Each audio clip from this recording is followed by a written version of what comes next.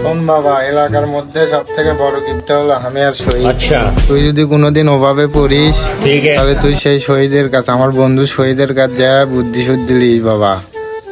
2000 years later.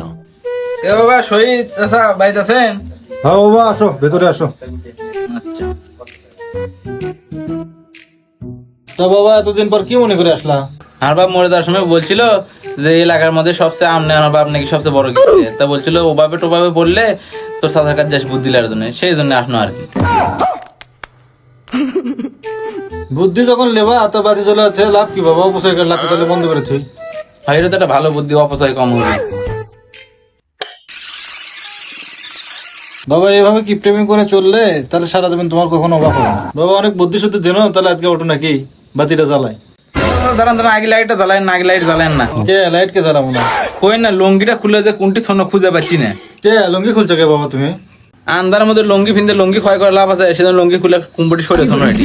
তা বাবা তুমি আমার থেকে বুদ্ধি লেবার আছে, কিন্তু আমার থেকে বেশি না তোমার বুদ্ধি।